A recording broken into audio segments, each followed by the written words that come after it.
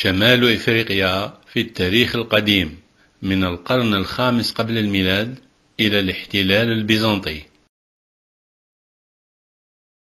تدل الآثار القديمة على قدم الاستقرار البشري في شمال إفريقيا، كما يظهر ذلك من خلال دراسة الحضارة القفصية والحضارة العاترية وحضارة التاصيلي. وبعد الجفاف التدريجي الذي شهدته الصحراء منذ 2600 قبل الميلاد، بدأ السكان القفصيون في النزوح نحو شمال بلاد المغرب، وبدأت القبائل البربرية في التكون، ومنها قبائل الماصول والماسيسول والمور وقبائل الجيتول. وابتداء من سنة 1200 قبل الميلاد بدأ الفينيقيون في إنشاء محطات لسفنهم على سواحل شمال إفريقيا، تحولت بعد ذلك إلى مراكز تجارية، وتطورت هذه المراكز إلى مدن مثل يوتيكا وإيبون وسالداي وتيبازا وإيول وسيغا. سهلت هذه المدن الاتصال بين الفينيقيين وسكان بلاد المغرب. في سنة 814 قبل الميلاد أسس الفينيقيون قرطاجة التي أصبحت إمبراطورية كبيرة بسطت نفوذها على سواحل بلاد المغرب وإسبانيا. وفي القرن الخامس قبل الميلاد بدأت الكونفدراليات القبلية البربرية تتحد فيما بينها، وتكونت المماليك البربرية الأولى في شمال إفريقيا، وهي مملكة الماصيل أو نوميديا الشرقية، ومملكة الماسيسيل أو نوميديا الغربية، ومملكة المور. وبعد تأسيس روما وتوسعها أصبح التنافس بينها وبين قرطاجة على أشده، وأدى هذا التنافس إلى اندلاع 3 حروب بينهما تعرف بالحروب البونيقية. اندلعت الحرب البونيقية الأولى سنة 264 قبل الميلاد، عندما هاجم جيش قرطاجة مدينة مسينا اليونانية في صقلية، فأرسل الرومان جيشا كبيرا لإخراج القرطاجيين من المدينة، ولكنهم انهزموا. كما انهزم الجيش الروماني في هجومه ضد قرطاجة سنة 256 قبل الميلاد وأسر قائده. ولكن الرومان واصلوا هجوماتهم ضد عدوهم، وتمكنوا من الاستيلاء على مدينة باليرمو سنة 254 قبل الميلاد، واضطر القرطاجيون إلى الانسحاب من صقلية سنة 241 قبل الميلاد. اندلعت الحرب البونيقية الثانية سنة 218 قبل الميلاد، عندما هاجم القائد القرطاجي حنبال روما عبر أوروبا مارا بجبال الألب وانطلاقا من قرطاجنة في إسبانيا، وانتصر على الجيش الروماني في عدة معارك أهمها معركة تريبيا. وردت روما على ذلك بتوجيه أسطولها البحري لاحتلال قرطاجنة، واشتبك سنة 217 قبل الميلاد مع الأسطول القرطاجي بقيادة صدر بعل في معركة ديرتوسا، وواصل تقدمه نحو هدفه. وفي هذه السنة كان حنبال يواصل زحفه نحو روما، وانتصر على الجيش الروماني في معركة ترانسيمانيا، ثم توجه جنوبا وحقق انتصارا آخر في معركة كان سنة 216 قبل الميلاد. أما في شمال إفريقيا فتحالف سيفاقس ملك نوميديا الغربية مع روما، وهاجم في سنة 213 قبل الميلاد نوميديا الشرقية التي تحالف ملكها غايا مع قرطاجة. وفي سنة 206 قبل الميلاد تمكنت روما من نقل الحرب إلى إفريقيا، وانتصر جيشها على القرطاجيين وحلفائهم في معركة يوتيكا. لذلك استدعت قرطاجة حنبال للعودة إلى إفريقيا، وكانت معركة زاما سنة 202 قبل الميلاد معركة فاصلة في هذه الحرب، انتصر فيها الرومان على الجيش القرطاجي، واضطر القرطاجيون إلى توقيع معاهدة السلام مع روما. وفي هذا الوقت كانت الحرب على أشدها بين نوميديا الشرقية ونوميديا الغربية، ففي سنة 206 قبل الميلاد أصبح ماسينيسا ملكا على نوميديا الشرقية خلفا لأبيه غايا، وتحالف مع روما ضد قرطاجة. أما سيفاقس ملك نوميديا الغربية فقد تحالف مع قرطاجة وأعلن الحرب ضد ماسينيسا، وتمكن من الانتصار عليه وضم نوميديا الشرقية إلى مملكته سنة 205 قبل الميلاد. وفي سنة 204 قبل الميلاد حاول ماسينيسا استرجاع مملكته، ولكنه انهزم وفر إلى جابس في تونس. ولكن في سنة 203 قبل الميلاد تمكن من تحقيق انتصار حاسم بدعم من الرومان ضد خصمه صفاقس الذي أسر ونقل إلى روما، حيث مات هناك في سجنه. وهكذا بدأ ماسينيسا في توحيد نوميديا تدريجيا، وأعلن الحرب ضد فرمينا ابن صفاقس الذي خلف أباه على نوميديا الغربية. وضم ماسينيسا منطقة سيرتا، ثم زحف على باقي مناطق مملكة نوميديا الغربية، ثم توجه شرقا وافتك من قرطاجة عدة مدن ومناطق، كما انتزع منها سهل مجرد الكبير سنة 153 قبل الميلاد.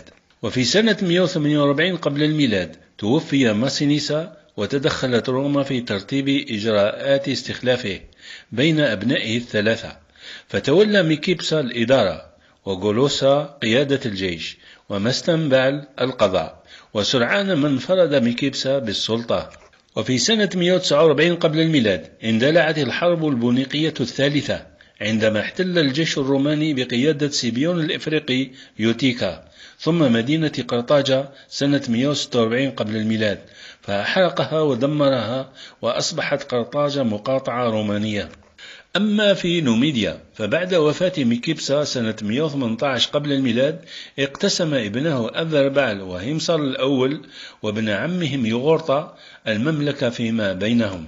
ولكن سرعان ما تمكن يغورطا من إحكام سيطرته على كل نوميديا، ولكن روما لم تكن لتقبل بسيطرة يغورطا على كل نوميديا، فتدخلت وقسمت المملكة بينه وبين أذربعل.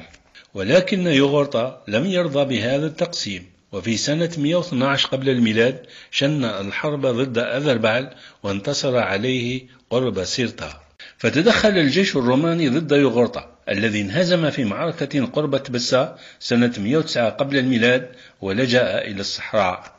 ولكن في سنة 105 قبل الميلاد ألقي القبض عليه بخيانة من صهره بوخوس ملك موريتانيا، ونقل إلى روما حيث سجن ومات في سجنه هناك. وفي نفس السنة قسمت روما مملكة يغورطا كما يلي: حصل بوخوس الأول على الثلث الغربي من نوميديا مكافأة له، وحصل غودا أخو يغورطا على نوميديا الشرقية، وأنشأت بين المملكتين مقاطعة جديدة ونصبت عليها ماسيتانيسوس ملكا. وفي سنة 102 قبل الميلاد وبعد وفاة غودا اقتسم ابناه هيمصال الثاني وحيرباس مملكة أبيهم، واندلعت الحرب بين الأخوين. أيد حيرباس ماريوس حاكم روما ضد خصمه سيلا، وعندما انتصر سيلا على ماريوس سنة 180 قبل الميلاد ضم مملكة حيرباس إلى مملكة هيمصال الثاني.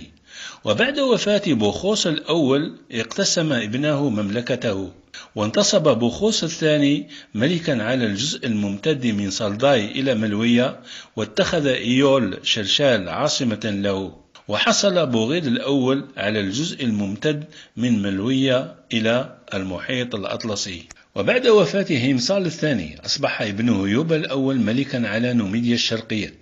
وعندما اندلعت الحرب الأهلية بين أنصار بومبيوس وأنصار يوليوس قيصر في روما سنة 49 قبل الميلاد ساند يوبا الأول بومبيوس ضد خصمه، لذلك أرسل قيصر جيشا بقيادة كوريون إلى إفريقيا، ولكن يوبا الأول واجهه وانتصر عليه في يوتيكا.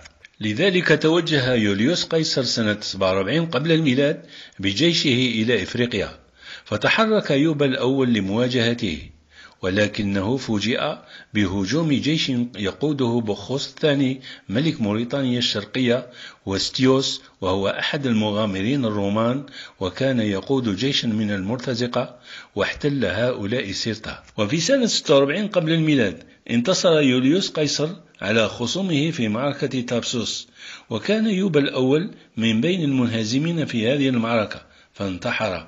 كافأ يوليوس قيصر بوخوس الثاني وضم إليه المملكة الصيفية، ومنح ستيوس الجزء الغربي من نوميديا الشرقية، وأنشأ مقاطعة رومانية على مملكة يوبا الأول وسماها أفريكا نوفا.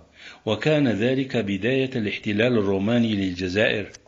وفي سنة 33 قبل الميلاد وبعد وفاة بوخوس الثاني أنشأ أوكتافيوس حاكم روما عدة مراكز استيطانية في مملكته ومملكة بوغيد.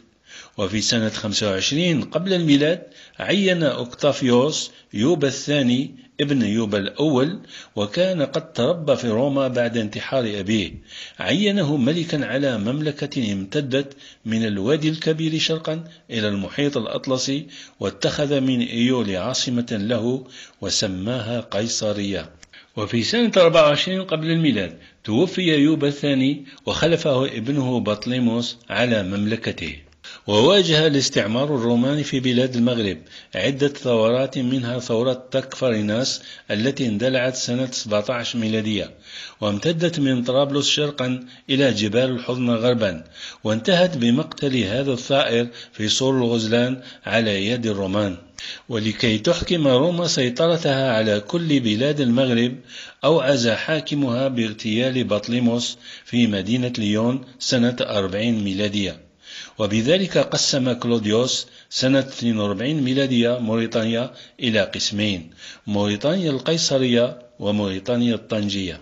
وفي سنة 288 ميلادية أوجد الإمبراطور الروماني ديوكليتيان تقطيعا جديدا لشمال إفريقيا، فأنشأ مقاطعة موريتانيا الصيفية، وقسم البروقنصلية إلى 4 مقاطعات. وابتداء من القرن الرابع ميلادي بدأ الاستعمار الروماني يتراجع ليصبح منحصرا في هذه المنطقة الممتدة من بورتوس ماغنوس أرزيو غربا إلى طرابلس شرقا. وفي سنة 429 ميلادية تعرض شمال إفريقيا لغزو الويندال بقيادة جنسريق الذي انتصر على الرومان في معركة غالما سنة 430، وحاصر مدينة إيبون عنابة مدة 14 شهرا. وفي سنة 439 ميلادية احتل الويندال قرطاجة ونقلوا إليها عاصمتهم سنة 455 ميلادية بعدما كانت في سالداي. وفي هذه السنة احتلوا جزيرة سردينيا وكورسيكا وهاجموا روما.